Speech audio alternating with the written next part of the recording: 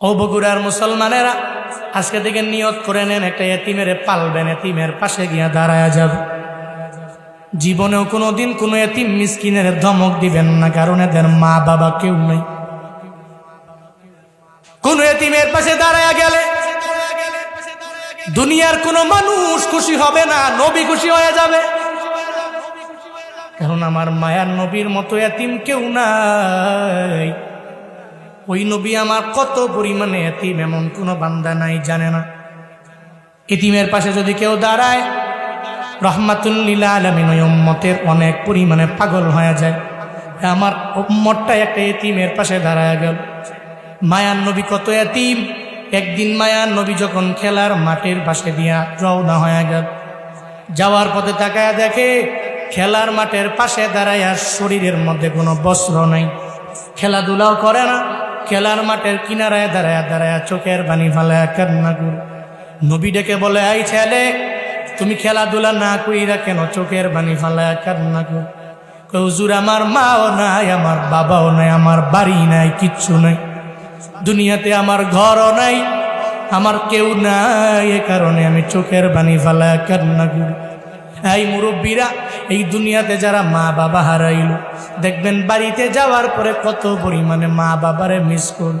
যাদের মা বাবা নাই এরা মা বাবার পরিপূর্ণ কদর দিতে জানে, আর যাদের আব্বা আম্মা আছে এরা বিন্দু মাত্র পরিমাণ কদর দিতে পারে না রে বাবা।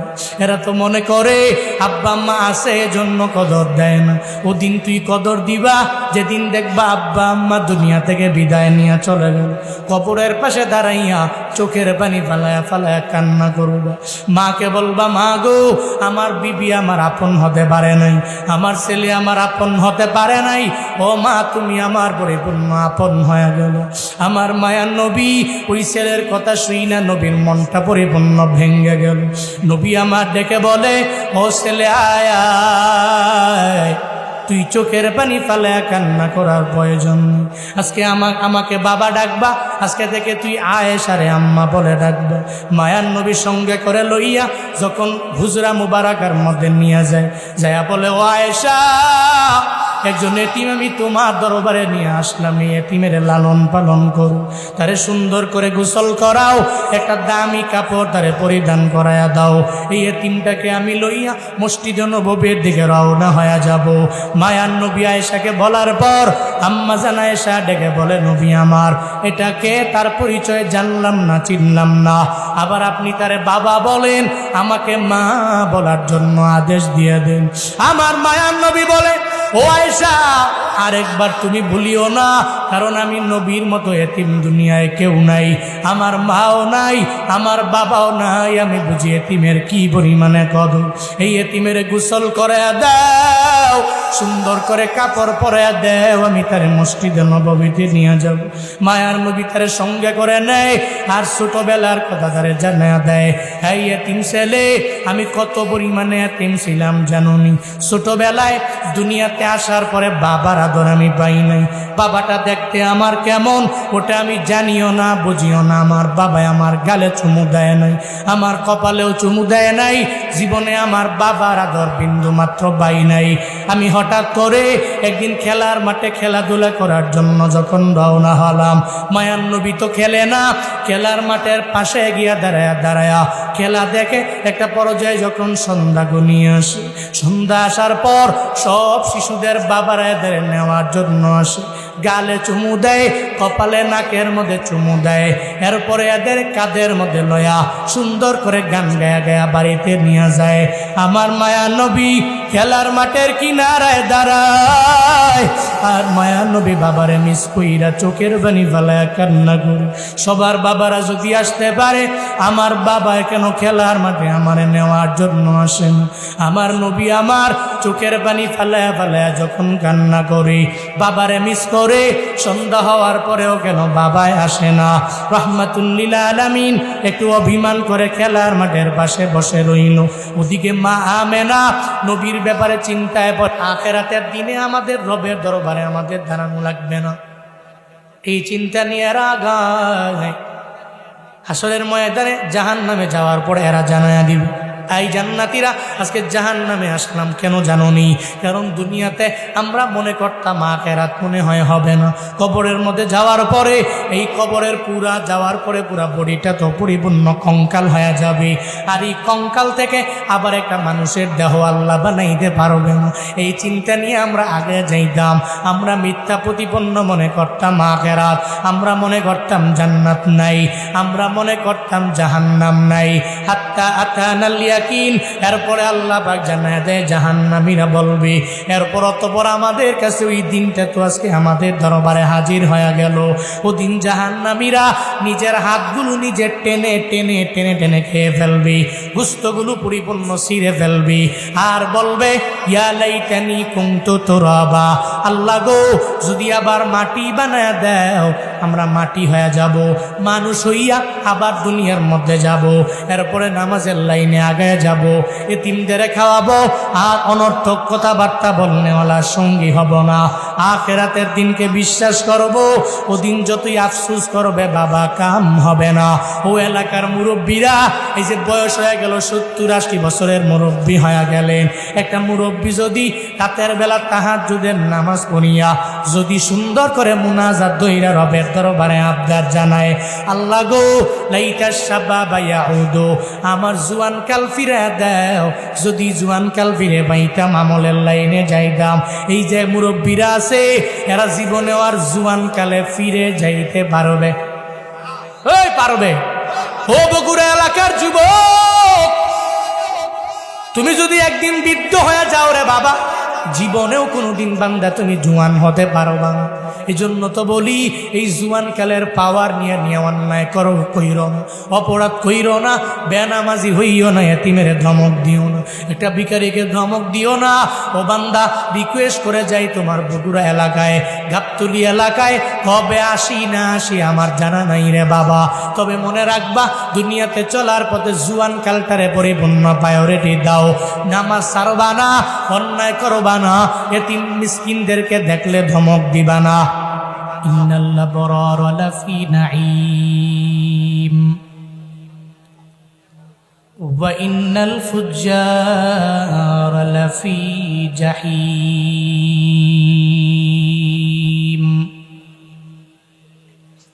আল্লাহ পাক বলেন যারা আবরার নেক আমল করনে ওয়ালা এরা রবের জান্নাতে যাবে, যারা নেক আমল করে না এরা জাহান্নামী হয়ে যাবে। ফুজ্জার যারা এরা জাহান্নামে যাবে। পথ আল্লাহ জানায়া দিলেন দুইটা, ফারিকুন ফিল জান্নাতি ওয়া ফারিকুন ফিস সাঈর। আল্লাহ জানায়া দিলেন একদল যাবে জান্নাতে আর একদল জাহান্নামে যাবে। হাসরের ময়দানে মিজানের দাড়ি পাল্লায় যেই বান্দার ডান হাতে আমলনামা পেয়ে যাবে, আল্লাহ বলবে ও বান্দা যা যা, ও রহমতের ফিরিস্তা আমার বান্দারে বিজলির আকারে পুলসে রাত পার কইরা রবের জান্নাতে ঢুকায় দাও।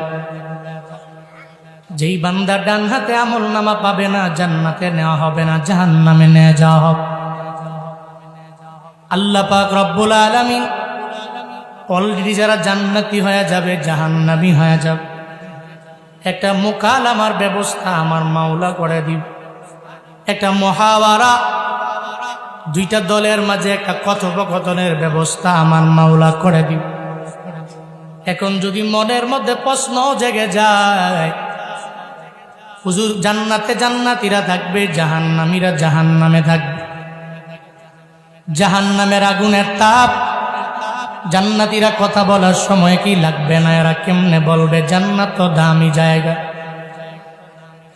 যদি মনের মধ্যে প্রশ্ন জেগে যায় তাহলে বান্দা একটু আওয়াজ দাও, বাংলাদেশ থেকে বসিয়া আমেরিকায় ফোনে কথা বলা যায় কি যায় না? যায়নি? সন্তান থেকে সৌদি আরব অথবা আমেরিকা অথবা মালয়েশিয়া দেখবেন টেলিফোন লাগায় কথা বলা আরম্ভ করে।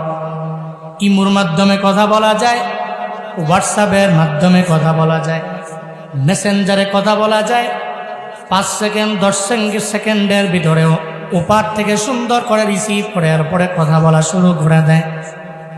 মেসেঞ্জার যে বানাইলো, ফেসবুক যে বানাইলো, ইমো যে বানাইলো, হোয়াটসঅ্যাপ যে বানাইলো, এত দূরত্ব হওয়ার পরেও সময় লাগে না, সুন্দর করে একেবারে ইজি ভাবে কথা বলতে পারে। ওই ইমো বানানেওয়ালা, হোয়াটসঅ্যাপ বানানেওয়ালা, মেসেঞ্জার বানানেওয়ালা, তাদের যে ব্রেন, ওই ব্রেন একজন বানাইছে, চিন্না বলো তার না।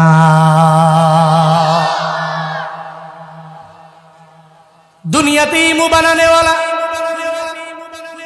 ইমু বানাইয়া যদি বলে দিতে পারে কথা বলে দাও, দূরত্ব কোনো অসুবিধা নাই, মোবাইলে এমবি পুরা এর পরে কথা বলো, ঘন্টার পর ঘন্টা, দিনের পরে দিন কথা বলো, অসুবিধা হবে না। ইমু যে বানাইলেন, ওই ইমুওয়ালার এত আমার মাওলাই তো বানাইল। তাহলে আল্লাহ কেন জান্নাতি আর জাহান্নামীদের মধ্যে একটা মহাওয়ারা কেন আমার মাওলা লাগাইয়া দিতে পারবে না? আল্লাহ মোকালামা করবে, দুইজনের মধ্যে যখন লাগাইয়া দিবে, জান্নাতীরা বলবে মা সালাকাকুম ফি সাকার, এই জাহান্নামীরা কিসে তোমাদেরকে এই জাহান্নামের মধ্যে নিয়ে গেল, আমাদেরকে বলে দাও। তোমার বাড়িও তো বগুড়া জেলার গাবতলী ছিল, আমার বাড়িও বগুড়ার গাবতলী। তুমি যেই দেশের অধিবাসী, আমিও সেই দেশের অধিবাসী। সকালবেলা তুমিও নাস্তা করলা, আমিও করলাম, দুপুরে আমিও খাইলাম, তুমিও খাইলা, রাতের বেলা আমিও খাইলাম, তুমিও খাইলাম। কিন্তু কপাল কেন এত খারাপ? আজকে জান্নাতের মধ্যে আমরা আসলাম, তুমি কেন জান্নাতের মধ্যে আসতে পারলা না? জাহান্নামীরা বলবে তোমরা জান্নাতে যাওয়ার পরে আল্লাহরে দেখলা, জান্নাতের এমন কোনো নিয়ামত নাই যে তোমরা ভোগ করতে পারলা না। জান্নাতে একটা মাহফিল হয়ে গেল, ওই মাহফিলের মধ্যে তোমরা সামিঈনদের অন্তর্ভুক্ত হয়ে গেল, শ্রোতা হয়ে গেলা। তোমরা দুনিয়াতে এমন কোনো নবী নাই, দেখলা না। আল্লাহরেও দেখলা, নবীদেরকেও তোমরা দেখলা, দুনিয়ার সব আম্বিয়াদেরকে দেখলা, মদিনাওয়ালা নবীরাও দেখলা। তোমাদের কপাল বুঝি এত পরিমাণে ভালো। আমরা আজকে জাহান্নামে আল্লাহকে বিন্দু মাত্র পরিমাণ দোষ দিতে পারি না, বরং জাহান্নামে কেন আসলাম? জাহান্নামে আসার কারণ ক্বালু লাম নাকু মিনাল মুসাল্লিন। তোমরা জান্নাতে গেলা, আমরা কেন জাহান্নামে আসলাম? এর একমাত্র কারণ দুনিয়াতে হুজুরদের কথা মাইনা ফজরের নামাজে দৌড়ে গেল, জোহরেও গেলা, আসরেও গেলা, মাগরিবেও গেলা, এশাও গেলা। আমরা ফজর পড়ি নাই, জোহর পড়ি নাই, আসর পড়ি নাই, মাগরিব পড়ি নাই, এশা পড়ি নাই। হুজুরদের কথা মানলাম না। এলাকায় এত বয়ানের পরেও দেখবেন কত বান্দাস বয়ানও শোনেও না, নামাজেও যায় না। আবার দেখবেন এই বয়ানে আসে না, কালকে দিনের বেলা চা দোকানে বসে হুজুরের বিরুদ্ধে বদনাম করে, শ্রোতাদের বিরুদ্ধে বদনাম করবে, এবং কমিটি যারা আছে সবার নাম নিয়ে বদনাম করবে। আবার বলবে হুজুরেরা কত কথাই কয়, এক কান দিয়া ঢুকায় আর এক কান দিয়া বের করে দাও। হুজুরেরা বয়ানি করে, নামাজের বয়ান, কবরের বয়ান, জাহান্নামের বয়ান, জান্নাতের বয়ান। হুজুরদের খালি এগুলা ছাড়া আর কোনো ওয়াজ নাই, আর কোনো পুঁজিও নাই। আরে হুজুররা বললে বলুক, আমি জুয়ান গালে পড়ব না। একদিন যেদিন বুড়া হয়ে যাব, ওই দিন আমি নামাজ পড়ে বড় দামি মুসল্লি হয়ে যাব। ওদিন জাহান্নামে যাইয়া জান্নাতীদেরকে জানায়া দিবে, ও জান্নাতীরা, আমরা কেন জাহান্নামে আসলাম? এক নম্বরে কারণ আমরা দুনিয়াতে মুসল্লি ছিলাম না। আল্লাহ পাক রব্বুল আলামিন তোমাদের দাম এত পরিমাণে বাড়ায়া দিল, সম্মান বাড়ায়া দিল, এমনকি আল্লাহর মুলাকাত পর্যন্ত তোমরা পায়া গেলা। আল্লাহ পাক রব্বুল আলামিন জান্নাতের মধ্যে নেওয়ার পরে জান্নাতীদের জন্য কত কত নিয়ামত আমার মাওলা দিবে জানো নি রে বাবা? দুনিয়ার সব নিয়ামত যদি এক পাল্লায় রেখে দাও, আমার মাওলার দিদার এলাহি যদি এক পাল্লায় রেখে দাও, সব নিয়ামতের পাল্লা হালকা হয়ে যাবে, আমার মাওলার দিদার এলাহির পাল্লা ভারী হয়ে যাবে, ঠিক কিনা? আল্লাহ পাক জান্নাতে গিয়া বলবে, আসসালামু আলাইকুম ইয়া আহলাল জান্নাহ। ও জান্নাতীরা সালাম। জান্নাতীরা বলবে, ওয়া আলাইকুমুস সালাম। মান নাম? কে আপনি? আপনারে চিনলাম না। আল্লাহ পাক বলবে, জান্নাতীরা আমি হলাম তোমাদের মালিক, জান্নাতের মালিক আল্লাহ। আজকে সালাম দিয়া দিলাম, আমার সালাম গ্রহণ করে না। আল্লাহ পাক সেদিন বলবে, এই জান্নাতীরা জান্নাতের মধ্যে আসার পরে দুনিয়াতে কত ওয়াদা আমি আল্লাহ কোরআনের মাধ্যমে দিয়া দিলাম। মায়ার নবী হাদিসে জানাইলেন, সব নিয়ামতগুলো এক এক করে বুঝা পাইলা কিনা আমি আল্লাহরে বল। জান্নাতীদের মধ্যে দুইটা দল হবে, একদল বলবে আল্লাহ পাইছি, আর একদল বলবে পাই নাই। একদল বলবে পাইছি, আর একদল বলবে পাই নাই। ওই সময় আল্লাহ পাক জানায়া দিবে কি কোন দলের মানুষেরা বললাম আমি আল্লাহ যা ওয়াদা করলাম তোমরা এই ওয়াদাকৃত নিয়ামতগুলো পাও নাই কেমনে? এরা বলবে, আল্লাহ গো, দুনিয়াতে আমরা হলাম একদল উলামা, যারা মাদ্রাসায় গেলাম, ইলমুদ্দিন অর্জন করে নিজের আলেম বানাইলাম, সব জানতাম বুঝতাম, এরপরেও মানিয়া মানিয়া নামাজে গেলাম, রোজা রাখলাম, নেক আমলের লাইনে অগ্রগামী হয়ে গেলাম। আল্লাহ গো, আজকে মায়া কইরা জান্নাতের মধ্যে ঢুকায়া দিলেন।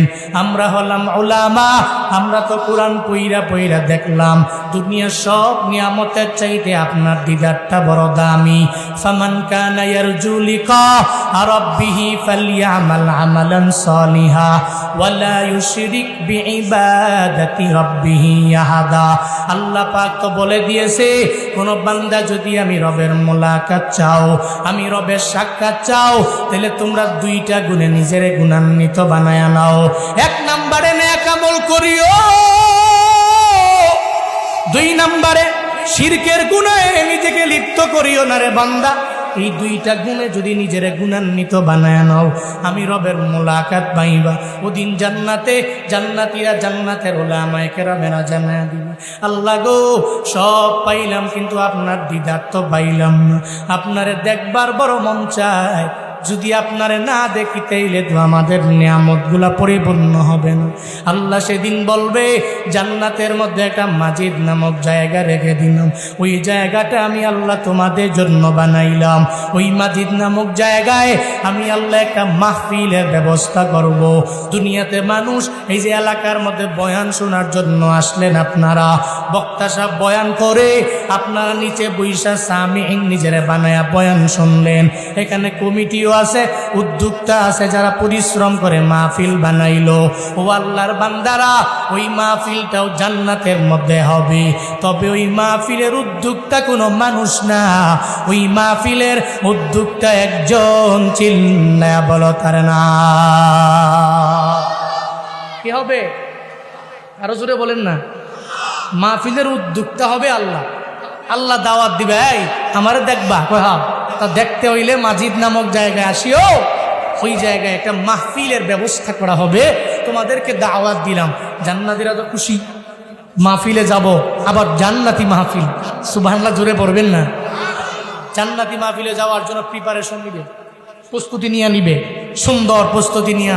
আল্লাহ পাক বলছে, মাজিদ নামক জায়গায় মাহফিল হবে, সব দলে দলে মাজিদ নামক জায়গায় যাওয়ার পরে আল্লাহ পাক বলবে, এই রহমতের ফিরিস্তা, এদের জন্য সিংহাসন দাও, প্রত্যেকের জন্য দামি দামি সিংহাসনগুলো দাও, এবং খালি মুখে বসে থাকবে এমন নয়। এই যে মাহফিলে আসলেন, আজকে মাহফিলে যাওয়ার পথে তাবারও গেছে না, তারা মনে করছে এই মানুষগুলো কষ্ট করে আসবে, তো বয়ানের শেষে একটু তাবারক খাওয়া দেই, এগুলা খায়া নিজেকে সন্তুষ্ট করবে, পেটটাও ভরে যাবে। আল্লাহ পাক সেদিন জান্নাতীদেরকে বলবে, জান্নাতি বান্দাদের জন্য চেয়ার রেডি করো, সিংহাসন রেডি করো। আমার প্রত্যেকটা জান্নাতি শ্রোতা সামনে এসে বসবে। এরা কি খালি মুখে বসে থাকবে? এদের প্রত্যেকের হাতে শরাবান তহুরার এক একটা গ্লাস এদের হাতে দিয়ে দাও। আরো জোরে আওয়াজ করে পড়বেন না সুবহানাল্লাহ। জান্নাতীরা আসলো, চেয়ারের মধ্যে বসলো, শরাবান তহুরা পান করে। দেখে জান্নাতের ভিতরে বিশাল এই মাজিদ নামক জায়গার সামনে বড় একটা মঞ্চ, এই যে মঞ্চ আছে না, এইরকম মঞ্চ, ওই মঞ্চে সমস্ত আম্বিয়ারা বসে আছে, সমস্ত আম্বিয়া। খালি সামনে 3টা চেয়ার খালি। কয়টা চেয়ার? কথা কয় না, কয়টা চেয়ার? জান্নাতীরা বড় অবাক হয়ে যাবে, এই 3টা চেয়ার কার জন্য? এই জান্নাতীরা অবাক হয়ে চিন্তা ভাবনা করবে, তিনটা চেয়ারের মধ্যে খেয়ে বসবে। একটু পরে দেখা যাবে উপস্থাপক সাহেব সুন্দর করে ঘোষণা দিয়া দেয়, আজকে এই তিনটা চেয়ারের মধ্যে একটা হলো সভাপতি চেয়ার, আর একটা হলো প্রধান অতিথি চেয়ার, আর একটা বিশেষ অতিথি চেয়ার। আজকে এই বিশেষ অতিথি চেয়ারের মধ্যে বসবে হযরতে দাউদ আলাইহিস সালাম। প্রধান অতিথি চেয়ারের মধ্যে বসবে আমার মায়ার নবী রাহমাতুল লিল আলামিন। আজকে সভাপতি চেয়ারে বসবে স্বয়ং আমার মাওলা।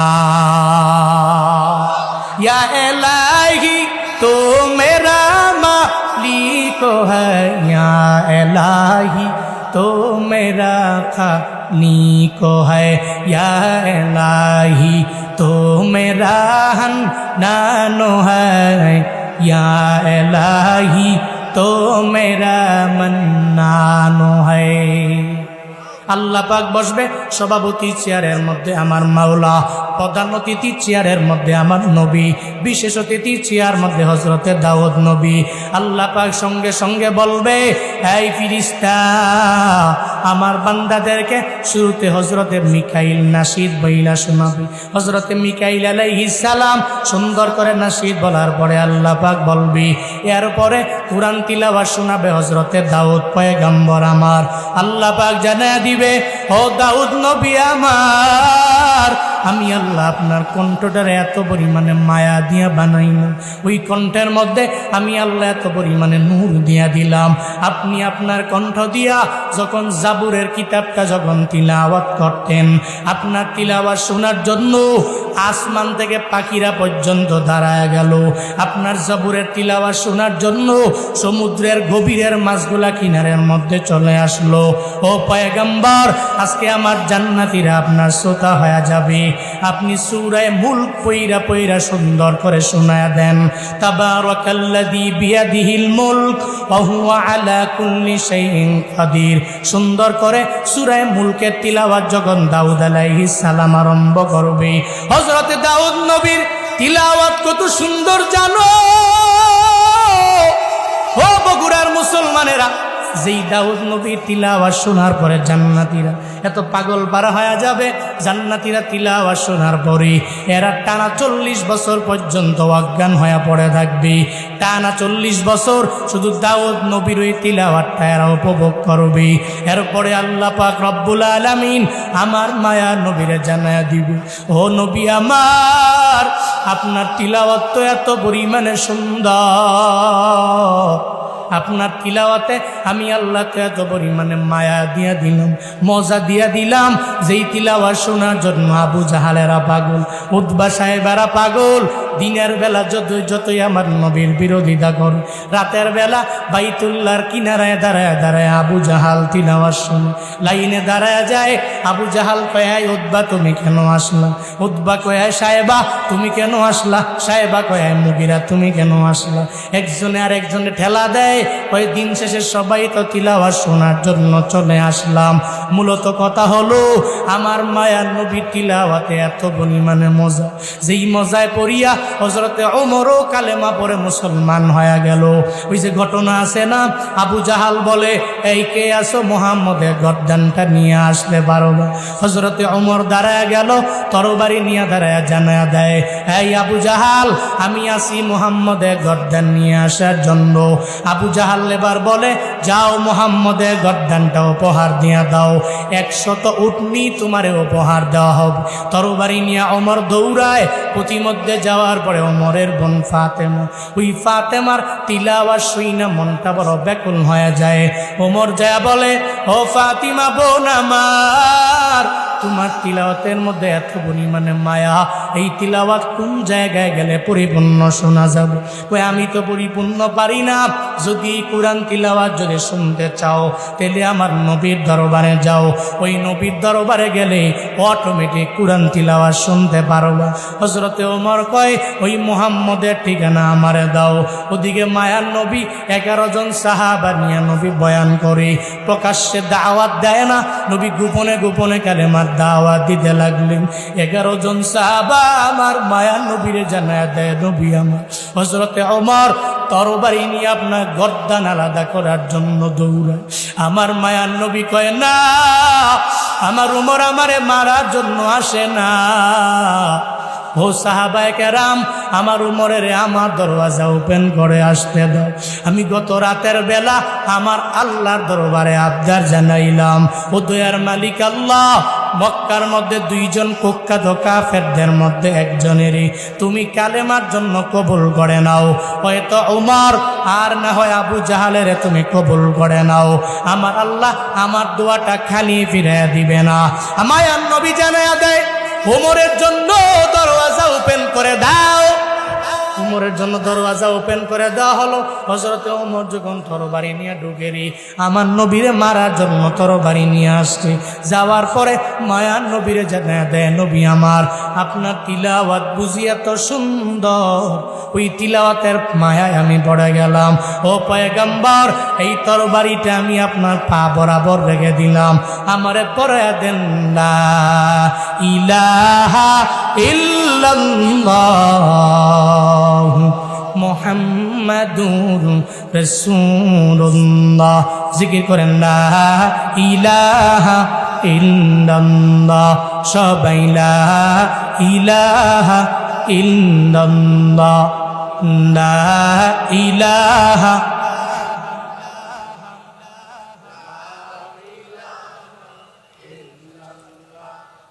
লা ইলাহা ইল্লাল্লাহ, লা ইলাহা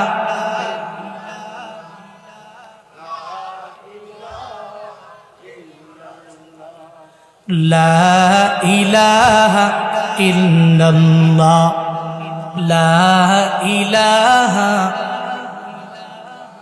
হযরতে ওমর কালেমা পড়ে মুসলমান হয়ে গেল কেমনে? কই নবীর তিলাওয়াতের মায়ায় পইরা কালেমা পড়ে মুসলমান। তো আল্লাহ দিন বলবে, এই পয়গম্বর আমার, আপনারা তো বড্ড মহাব্বত করি আমি, ভালোবাসি আমি, এবার আপনি নিশ্চুপ বসে রবেন কেন?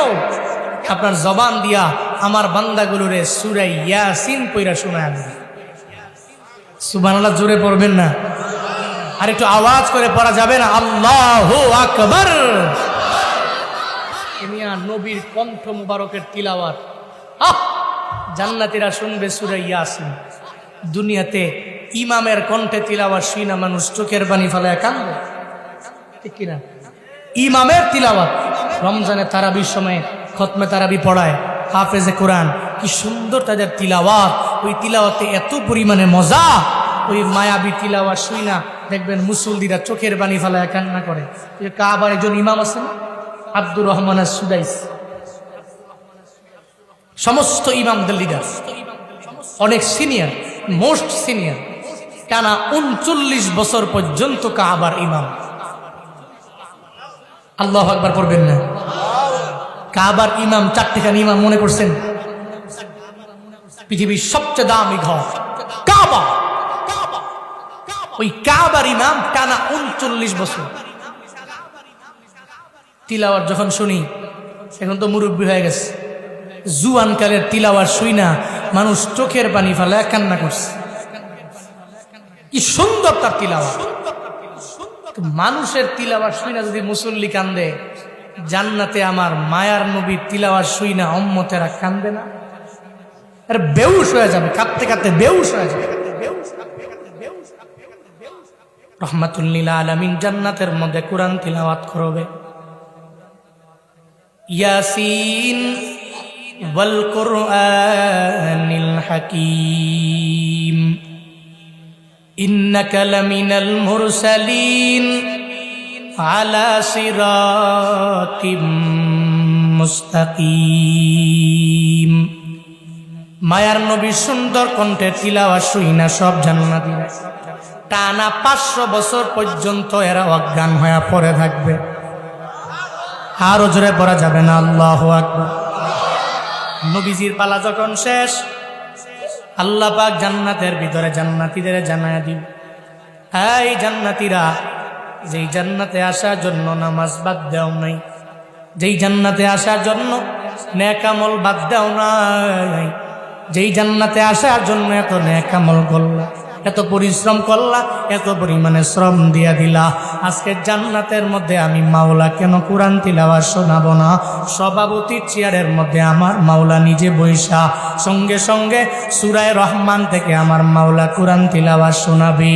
আর রহমান আল্লামাল কুরআন খলাকাল ইনসান আল্লামাহুল বায়ান।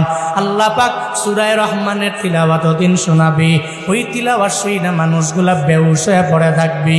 জাহান্নামীরা বলবে, ও জান্নাতীরা, তোমরা জান্নাতের এত নাজ নিয়ামত পাইলা, শুধুমাত্র নামাজি হওয়ার কারণে আল্লাহ তোমাদের মায়া কইরা জান্নাতে ঢুকাইয়া দিল। আমরা নামাজি ছিলাম না, যার কারণে আজকে জাহান্নামের মধ্যে চলে আসলাম। ও বগুড়ার মুসলমানেরা, একটু বুঝে থাকলে আওয়াজ দিবেন, যারা নামাজি এরা কি জান্নাতি নাকি জাহান্নামী? বলেন না, যারা নামাজি জান্নাতি না জাহান্নামী? যারা নামাজের ধারে কাছেও যায় নাই এরা জান্নাতি না জাহান্নামী? স্পষ্ট বোঝা যায় সূরাতুল মুদ্দাসিরের 43 নম্বর আয়াত থেকে। জান্নাতীরা বলবে, এই কিসে তোরে জাহান্নামে নিয়ে গেল? জাহান্নামীরা আল্লাহরে কয় নাই, জান্নাতীরা কয় নাই যে আল্লাহ আমগো উপরে জুলুম কইরা জাহান্নামে ঢুকাইছে, এটা কিন্তু বলবে না। বলবে লাম নাকু মিনাল মুসাল্লিন, আমরা নামাজি ছিলাম না দুনিয়ায়, এই জন্য ওই দোষী হওয়ার কারণে আমরা জাহান্নামে, কিন্তু তোমরা নামাজের গুণে গুণান্বিত হওয়ার কারণে আজকে তোমরা জান্নাত। সুবহানাল্লাহ, আরো জোরে পড়া যাবে না? আর একটু আওয়াজ করে পড়া যাবে না? তাহলে নামাজ যারা পড়ে এরা থাকবে কই? নামাজ যারা পড়ে না, এবার আপনি বাড়িতে যা বালিশের সঙ্গে মাথা লাগায় আপনি মিলাম, আপনি কোন দলে আছেন? খালি হুজুর করে কম বদনাম করেন, বয়ান খালি দিয়ে হুজুর নামাজের বয়ানই করেন। মিয়া, নামাজই তো ইম্পর্টেন্ট, এটা গুরুত্বপূর্ণ। আপনার আর হিন্দুর মাঝে পার্থক্যই নামাজ। এলাকা হিন্দু আছে না, খ্রিস্টান আছে না, বৌদ্ধ আছে না? আছে, নামাজ পড়ে। এদের কাশি দিয়া বাইন্ধা নিতে পারবেন মসজিদে, নেওয়া যাবে। কিন্তু আপনি মুসলমান, আপনার কি বাধা লাগবে? কেন বলা লাগবে? আপনি তো মুসলিম, আপনার পরিচয় তো নামাজ। হিন্দু যেই খানা খায় আপনিও তাই খান, আপনিও গরু খান, অনেক হিন্দু গরু খায়, ঠিক কিনা? কি মনে করছেন যে হিন্দু হইলে গরু খায় না? বিষয়টা মনে, হিন্দু মেলা আছে, গরু সমানে মারে। আমার এলাকায় আছে হিন্দু, আমার এদিকে হুজুর ওয়াজ মাহফিলে গেলে তো ভালো ভালো খাওয়ান দেয়। আর তুমি জানো কেমন? হুজুর হিন্দু হইতে পারি, এতটুকু বুঝি যে মাহফিলে গেলে খাওয়ানটা ভালো হয়। তো কি করব? কয়েকদিন এটা মাহফিলে লইয়া যায়, মাহফিলে গিয়ে গরু গুস্ত দিয়ে ভাত খাবো। হিন্দু আছে খায়, তাহলে হিন্দু গরু, মুসলমানও গরু খায়, পার্থক্যটা কই? কথা কয় না, পার্থক্য কই? বাইনাল আব ও বাইনাল কুফ আর কুসলা। একটা মুমিন বান্দার মাঝে, একটা কুফুর করনেওয়ালা কাফেরের মাঝে পার্থক্য হলো তার কুসলা, নামাজ ছেড়ে দেওয়া, নামাজ ধরা। কাফের নামাজ ছেড়ে দিবে, মুসলমান নামাজ ধরবে। তাহলে জান্নাতীদের 1 নাম্বার গুণ কি? সবাই বলতে হবে কি? আমার বানানো না, আল্লাহ বলতেছে। কে বলতেছে? আল্লাহ বলতেছে। জান্নাতীদের গুণ হলো 1 নাম্বার নামাজ, আর জাহান্নামীদের দোষ হলো 1 নাম্বার নামাজ ছেড়ে দেওয়া। 2 নাম্বারে এবার জাহান্নামীরা জানায়া দিবে জান্নাতীরা, শুধু বেনামাজি ছিলাম দুনিয়ার মধ্যে এমন না। ওয়ালাম নাকুন নুতইমুল মিসকিন, দুনিয়াতে কোনো এতিম মিসকিনদেরকে আমরা খাওয়াইলাম না। এমন অনেক মানুষ আছে রে, ভিখারি যখন দুয়ারের সামনে আইসা দাঁড়ায় যায়, দেখবেন নিজের পকেটে টাকা আছে, এরপরেও ভিখারিকে ধমক দিয়া তাড়ায়া দেয়। আছে না নাই? আসেনি? আমাদের মা বোনদের ভিতরে এটা আছে। আম্মা জানেরা বয়ান শুনতে আসছেন না? আসছেন, রিকোয়েস্ট করি, আমি জানি ভিখারি একটা আসলেই দেখবেন ঘর থেকে পট দিয়া চাউল দেয়, ঠিক কিনা? আমার এলাকায় এই নিয়ম, আপনার এলাকায় কেমন? ভিখারি আসলে কয় কে আইসে, ভিখারি কয় পট দিয়া চাউল দেয়। তো যদি নিজে একটু কাজে ব্যস্ত থাকে, হয়তো কোনো নাতি অথবা নিজের ছোট ছেলে মেয়ে, এদেরকে দিয়া বলে পট দিয়া চাউল দিস। ওই পটের চাউল কেমন দেওয়া লাগবে এটা আগে শিখাইছে একবার, যে পটের একেবারে নিচে, সাবধান যাতে এর চেয়ে বেশি না হয়। একেবারে অল্প একটু দিবা। যদি কোনোভাবে ছোট মানুষ, তো ছোট মানুষ দিলটাও নরম, এরা তো বুঝে না, দেখছেন যে মোটামুটি হাফ পট দিয়ে দিস, যদি দেখছে তো খাইছে এমন ঝাড়ি, আর জীবনে কোনোদিন কোনো ভিখারিরে তুই ভিক্ষা দিবি না, আমিই দিব, যত হাজার কাজ থাকুক ওই কাজ বাদ দিয়ে হইলো আমি দিব। আছে না নাই? আমি আনলিগেল বললাম, ভিখারিকে দিতে বেলায় আপনি একটু চাউলের মায়া করলেন, অথচ আল্লাহ পাক বলছেন জান্নাতি মানুষের গুণ হলো এরা ইতিমের পাশে দাঁড়ায়, এরা মিসকিনের পাশে দাঁড়ায়, এরা অসহায় মানুষের পাশে গিয়ে দাঁড়ায় যায়। এটা জান্নাতি মানুষের গুণ। পড়বেন না সুবহানাল্লাহ?